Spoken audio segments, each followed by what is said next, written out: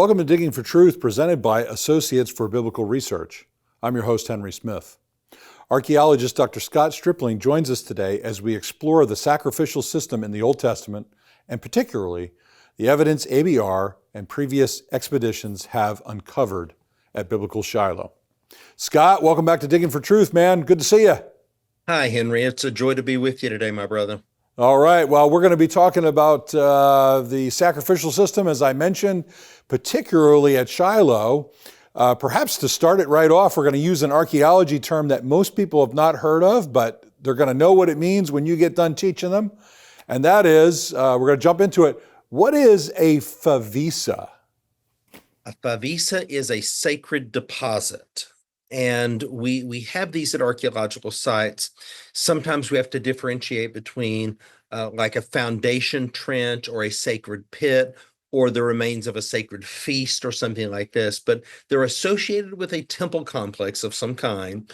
And the remains from the animal sacrifices and the drink offerings and then special offerings are then accumulated, because you don't want to just throw them with the regular garbage. I mean, you're going to put them someplace special. And in fact, that's what we have at Shiloh. Yeah, so you, in terms of archaeology, you're distinguishing what we would think of, I guess, as part of it is waste material. I mean, I suppose Sure. it, but it's kept sacredly. Now in our site, there's a distance between where we think the tabernacle was and the favissa. Tell us about some of that evidence. Okay. Well, it's not far, really. If you'll remember, back in 2016, I wrote an article for Bible and Spade on the possible locations of the tabernacle. We were about to break ground at Shiloh, and I stated in that article that I thought the summit of the site was the most likely location for the tabernacle. I did not like the idea of it being outside, because I knew that this favissa existed from the 1980s Bar-Ilan excavation. And we were eager to finish the excavation of that favissa, but I thought it didn't make any sense for people to carry bones uphill and then to dump them, maybe from the summit downhill. So I was not at all expecting for us to uncover this building, monumental building that we've now been excavating for a number of years, which matches the description given in the Bible for the permanent structure of the tabernacle built at Shiloh. And this favissa is due east of that monumental building, which is also perfectly aligned due east, and probably 50, 60 meters from the exit of the potential building of the tabernacle to where the favissa is on the edge of the site. Yeah, so a couple of thoughts come to mind. One is we didn't discover this newly. Tell us about who originally found it and some of the history of the favissa before we were able to start investigating it. It was the Bar-Ilan University excavation led by Israel Finkelstein in the early 80s. They worked for 4 seasons at Shiloh and sort of accidentally came upon the favissa. They were doing a cut in the glacis on the eastern edge of the site, and lo and behold, recognized that, there was this large concentration of bones that got their attention. And their technology wasn't as good as ours is today, but they did a pretty good job of excavating most of it. They did leave bulks, fortunately intact, which we're now able to go back and excavate. They noted that there was a disproportionality of bones, the majority being from the right side of the animals. They didn't comment on that. They didn't interpret that. But of course, that caught my attention, because Leviticus 7 says that the right side of the animal is the priest's portion. They found a gold piece, one within the favissa, and that seemed like that could have been an offering. And it was full of pottery from the Late Bronze Age 2 period. Beautiful Late Bronze Age 2 pottery. So Finkelstein dated it to what he called LB1/2. So it's very broad, but he felt like it was probably in the earlier part of LB1. And he thought it was a Canaanite sacrifice. So in his view, the Canaanites were sacrificing on the summit of the tell. When the Israelites arrived around 1200 or something like this, in his view, they scraped off all these remnants of the sacrificial system, bones and so forth, and then dumped them into a secondary deposit on the east side. I see that differently. I now feel like this is a primary deposit. We have very carefully excavated. We see microstratigraphy where it was laid down over a period of time. We also have a sequence of radiocarbon dates, which help us date the favissa as well. So tell us a little bit about the difference in his original theory and the dating, and where we land on the dating. Right? You use terms like LB1, LB2. Fill that out a little bit, maybe for someone new who's just getting into the world of archaeology. So let's say Finkelstein thought that this would have dated from somewhere around 1500, a Okay. little bit before 1500, and then it was in use down to about 1400, something in that neighborhood, or 1425, thereabouts. Um, our view is that the Israelites arrived around 1400 BC at Shiloh. And in fact, that is where the pottery dates to. That's where the carbon dates point us to. And it's very consistent. We have this horizon, what I would call the LB1B, LB2A horizon around the year 1400, and then continuing on for about a century, and in some cases even more, within this sacred deposit. So we agreed on the material that's there, the dating of it and the interpretation of it. Our view is a little different.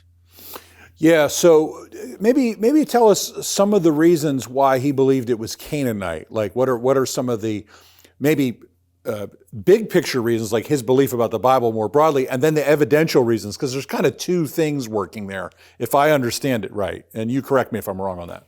No, you're right. But the big one is the presuppositionalism. So in his view, back then he believed that there were Israelites and that they arrived from outside the land, perhaps, or from within inside the land, but around 1200. Not clear, it's not clear to me now that he still believes that. But if Israelites aren't arriving until around 1200, then it has to be Canaanite. That's what else can it be? And so Yeah. he published it as such. And then that's all scholars had to go by. Like, for example, when Bryant Wood wrote an article on Shiloh in the Zondervan Archaeological Study Bible, I mean, he basically cites Finkelstein, that it was a Canaanite sacrificial area, and then the Israelites arrived at this and sort of took over the sacrificial system there. Well, that's all the data that Bryant had to go by. Um, Finkelstein, from a micro level, is dating this using pottery, but what we have done is gone back and looked extensively at his pottery, and there's nothing within that corpus that did not exist in LB2 as well as in LB1, plus the LB2 forms which did not exist in LB1. With the assistance of Bob Mullins, who's of course an expert in this area, we've really been able to calibrate the dating using the pottery and the radiocarbon dates. So part of archaeology is not only doing the original archaeology, but going back to the previous archaeology and reevaluating it and double checking it and all that. It's a very laborious and meticulous kind of process. Maybe comment on that, Scott. Well, it is, and our methodology is so meticulous now, where we metal detect the entire favissa constantly. We dry sift and wet sift the entire favissa, and the results are astounding. Like the Bar Ilan team found one gold piece, sort of a pendant, which is rare. I mean, gold is almost never found on archaeological sites. We have found 6 pieces so far. They found one from the excavations from the Balks. We have 6, and many more. If we could access their dump pile, it's got to be full of other gold pieces. So this just shows you the difference in methodologies. Yeah. We're able to extract seeds. We're able to get very clear radiocarbon dates.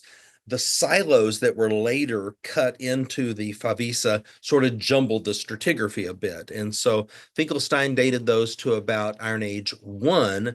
We're dating them to Iron Age 2A slightly later. So once you understand that there was some pottery that was on the ground, late Bronze 1 or Middle Bronze Age pottery, the favissa is deposited on top of that. And Yes. then later silos are cut into that, then the whole picture becomes clear. In fact, just yesterday in Israel, a member of our team, Dr. Haskell Greenfield, who's our zooarchaeologist. So for when we had a favissa like this, I thought we've got to add a zooarch to our team. And so Haskell was at a conference in Israel yesterday presenting our favissa data to this international conference. Excellent, excellent. All right, we're going to go to a break, Scott. We'll be right back after this message. Digging for Truth is produced and recorded in the studios of Lighthouse TV. Positively different.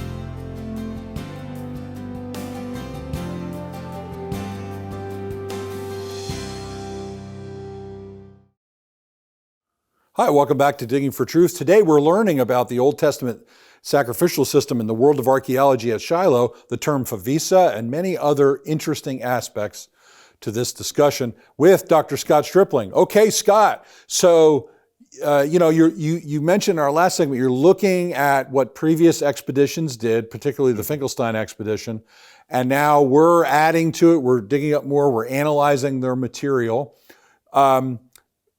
What would be the difference? Finkelstein identified this as Canaanite. What would be some of the differences we might see if we were making, from an evidential standpoint, where we would see a difference?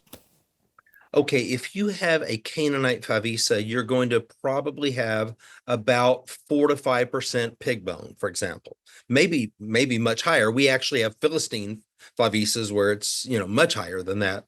But you're going to have a significant presence of what we would call non-kosher bones.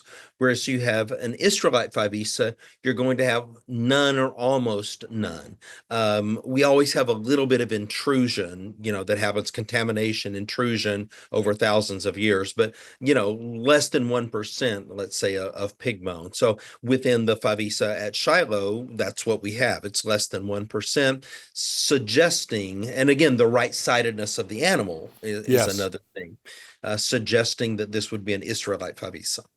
Yeah, very good. So outside the big philosophical question about the dating and the history of the Israelites, you also have the discussion of the evidence itself. It's very interesting. Now, one of the complications that you raised in the last segment was it would be nice if people would just live in the past and pancake stuff on top and then not touch it again for us.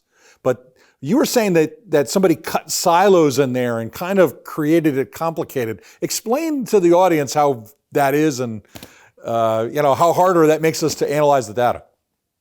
The site is occupied by Joshua and the Israelites around 1400. It's destroyed by the Philistines around 1075. We have a destruction layer throughout the site that we, using ceramic typology and radiocarbon dating, we're confident of that date around 1075. So that's about 325 years of the tabernacle period at Shiloh, if you will.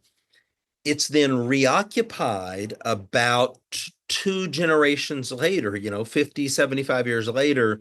The Israelites return to the site. And when they do, they dig these silos all throughout the northern area, including in the favissa. And they probably have no idea that it's the remnants of the sacrificial system that they're digging into. They're just cutting these silos, and they're for grain storage, essentially. When they do that, all the stratigraphy within that area, what's on the bottom ends up being cast up on top. And so you're going to have some mixture then. So what we've identified is the core favissa, and then going outward, a dissipating favissa, and then a further dissipating favissa. And we see percentages, for example, change as you're moving from the core out. Yeah, that reconstruction of the events of the past, that becomes difficult when somebody messes up our archaeology scheme, right? These people building these silos, but they didn't care much about what we were thinking millennia later, that's for sure, right? Well, it's kind of fun. We have the experts. Lior Freud is our ceramic typologist, and Leah is one of the best in Israel. She's working at Azika right now, Tel Aviv University professor. Haskell Greenfield, again, a very prominent archaeologist, Jewish Canadian, Israeli archaeologist from the University of Manitoba. And then Jordan McClinton is a PhD student under my supervision, writing his dissertation on Area D. So, we have this collaborative team, and I don't want it to just be that, Stripling said or ABR said, Yeah, this yeah. looks like it's an Israelite favissa. I want mainstream scholars who are personal friends and colleagues and members of our excavation team. We are collectively arriving at these conclusions and presenting this data. And that's why Haskell was, like I said yesterday in Israel, addressing this conference about the Shiloh Late Bronze Age favissa. Yeah, so tell us about his role. You use the term zooarchaeologist. So Right. describe what that is and like how much his expertise helps us to analyze the bones in the deposit. Well, it's enormous. First of all, we really need to be doing floral and faunal analysis. So the floral are the plant remains, the faunal are the animal remains, and we can learn a lot from this, what their diet was, if it changes in different time periods and so forth. But when we began to excavate the favissa, I really wanted to bring in an experienced zooarchaeologist who could analyze these bones on a different level for us and help us think strategically about this, and even guide kind of our methodology in that area in particular, because you don't get a second shot at it. If we make mistakes with the favissa, we can't go back and undo that and get another chance. So Haskell had worked for years at the Tel Safi dig. They had finished, and he was looking for another excavation, and then we just hit it off, and he was a great addition to our team. We have an anthropologist, Marina Fairman at Hebrew University, who studies our human bones. Haskell is our zooarchaeologist, so he studies our animal bones.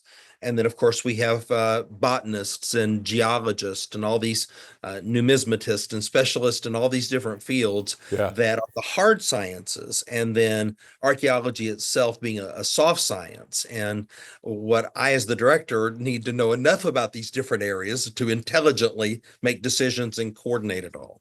Yeah, you're kind of like the choreographer, as it were, if in some ways. And of course, you have your own specialization with the pottery. So, but it's all kind of works together. All right, Scott. Well, we need to go to a break, and we'll do that right now. Don't go away. We'll be right back. Are you interested in digging even deeper for the truth? Then please visit the ABR website at BibleArchaeology.org and click on Bookstore. There you'll find a wide variety of resources designed to defend the Christian faith. Archaeology, apologetics, the text of Scripture, creation evolution, even study Bibles. You can pick up the perfect gift for the sincere seeker or fellow Christian. Visit Bible Archaeology and click on Bookstore today. Hi, welcome back to Digging for Truth. I'm here with Dr. Scott Stripling. We're talking about the excavations at Shiloh, particularly the favissa. Okay, now, Scott, some really key highlights of evidence from this. We talked about the specialization of the bones, the animal bones, but give us a couple of more of the really important discoveries that you think highlight the best about the favissa. The special offerings, Henry, the 6 gold pieces that we have found, plus the one from Bar Ilan, and no telling what we'll find this coming summer as well. I think we need one more summer of excavation to finish the favissa. Those are very important. Most archaeologists work their whole career and never uncover gold. The fact that we have this concentration of gold is shouting at us that these are special offerings. They are pendants, they are stars. We even have a human face on one of these. And that human face is just astounding. You're looking at something from the late Bronze Age that will probably end up on the final volume of publication for one of our, Shiloh volumes. So those offerings are super important. And the pottery is important too, because we're looking at remains of libations. So when someone brings an animal to be sacrificed, then they also bring a drink offering. And that drink offering is poured out, it's wine or something of value, and then the vessel itself is broken. And we have a high concentration of goblets and chalices, which is what you find in a favissa. which you would not find in other, let's say, a pottery dump. There would be no reason for you to have a high concentration of chalices or goblets, something that are sacrificial in nature and can even be used as, say, incense type burners. We've talked about the bones, and so it's really those three things: the bones from the animal sacrifices, the pottery, which relate to the libations, the drink offerings, and then the special offerings in the form of gold objects. Yeah, it seems like the matrix of evidence there is pretty clear. So anybody who might try to object and say this is just a dump, it just doesn't seem logical that that would be the case. And let me ask you this, Scott. We find this much gold in other favissas, or is this unusual even in that respect? That's a good question. It is not uncommon to have gold, but I think we do have a higher concentration. You have to remember, most of it was thrown out by the Bar-Ilan team. They only recovered one piece.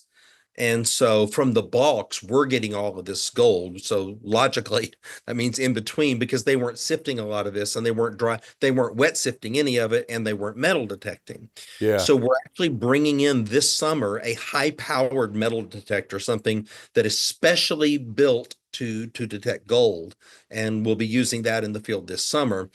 The Bar-Ilan dump went over the edge of the tell, which is very steep on the east. And so normally we can access a dump pile and learn a lot from it. But this one's going to be really challenging, but it's so important. I think we're going to try to pull it off and see if we can access it. Yeah, well, we always end up with a great team, and I'm sure we'll figure it all figure it out together.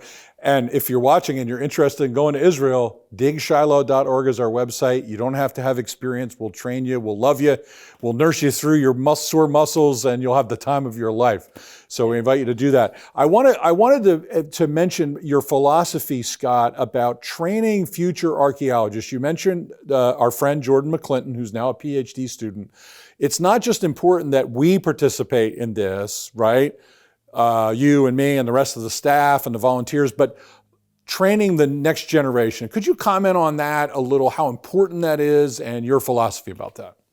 I think any kingdom work has to be multi-generational. And at this stage of my career, I get more satisfaction from empowering others to do great things rather than doing them myself. I mean, I'm super lucky and blessed in that I get to be a part of this and get to lead it, for the time being. But to facilitate their growth and learning, I see dozens of archaeologists in the coming generations coming out of our excavations that are going to really be able to make a contribution to the field. Yeah, it's a reminder, too, the two men that were kind of primary in laying the foundation for ABR, David Livingston and Bryant Wood, right? Bryant's probably one of your heroes or mentors, gave you some inspiration yourself, and you build on that, and here we are. Now we got all these students. It's just wonderful. Now, speaking of the kingdom, there is also, because now we are out of the age of sacrificing animals and giving libations in the literal sense of the word and smashing, chalices and so forth.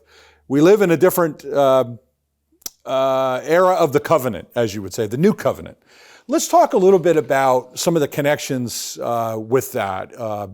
I'll let you run with that in any direction you want to, because there's lots of them to build on. Well, let's just start with the then and there. When people like Hannah and Elkanah, they arrived at Shiloh just like us, Henry. They were broken. They had the same drawbacks and sins and proclivities and so forth. They came to Shiloh needing to reconnect with God and with each other. The sacrificial system enabled them to do that by the shedding of innocent blood to cover the guilty, and by the pouring out of this drink offering and the giving of these offerings. There was a means by which they could restore their relationship vertically with God and horizontally with each other. So when we're working with this material culture, these bones, Jesus talked about the stones crying out. It's not just the stones, okay? It's the bones too. There's a lot of things talking to me, and it's reminding me of the then and there, that people like Hannah and Elkanah and many, many others came, and they desperately needed to connect with God. And you look at the prayer of Hannah, that's a desperate prayer. That's the kind that God answers. And then I think about us in the here and now, how we're also broken, but because of the sacrifice of Jesus, we don't have to bring an animal sacrifice. We merely appeal to the sacrifice of Christ on our behalf. And that's a very powerful thing, to the idea the shedding of innocent blood covers the sins of the guilty, which unfortunately is us. Yeah, it's quite extraordinary. It's extraordinary, too, to see, now we see it in the Old Testament, Scott, but we also see this shadow of this truth also in these other cultures. We mentioned the Canaanite favissa, right? Like and we know from other cultures there were sacrifices made. There's something there, a shadow of a need to connect with God. And sometimes it obviously goes in the wrong direction towards a pagan deity. But there's a sense that I owe the one true God something, that I'm separated from him. Maybe comment on that a little bit. Well, and again, I'll go back to the gold objects. You think about the tremendous value of gold in that culture, and the fact that someone gave something, they weren't just like calculating their tithe, getting this down to the penny and bringing some tithe to Shiloh. They left something of tremendous value there. And it's almost a means of saying, hey, God did something here. And, God, not only did God cleanse me, not only did I find expiation, but I found God when I came to Shiloh. And those gold pieces were deposited thousands of years ago. And the idea that we have the privilege to now excavate them and to publish them and talk about what it meant to them then and there and what it says to us here and now, I think it's a powerful reminder that we also owe a great debt. And, it's not just that God owns or deserves 10% of our, financial resources. He owns everything. He deserves everything. And that's what I'm reminded of when I see it. Yeah, the widow's mite, it was everything for that woman. And the people that we don't know who they are that gave that gold, it must have been an extraordinary a gift coming from their heart to as part of the reconciliation to God. It's really a powerful image, and it's the beauty of archaeology. It helps draw this out for us, Scott. It's really wonderful. Most of these pieces are stars also. And so it sort of makes me think about the Numbers 24 prophecy as well, of the star that's going to rise and the hope of a redeemer that's going to come, kind of a reminder of the proto-evangelium. And I mean, who knows, maybe some of these gold offerings were even brought out of Egypt and then they were deposited at Shiloh. Excellent. Well, Scott, thanks for all your great work and leadership. Appreciate it, man. Thanks for being on the show. Been a real joy, Henry. Thanks. Thank you. We're reminded with what we talked about today of the work that Jesus did permanently for us. There's no more need to sacrifice animals over and over again, but Jesus has fulfilled this once for all. And we welcome you and ask you to come into the kingdom if you don't know him. It's just a simple step of faith and repentance. And we thank you for watching Digging for Truth. We hope you enjoyed the show.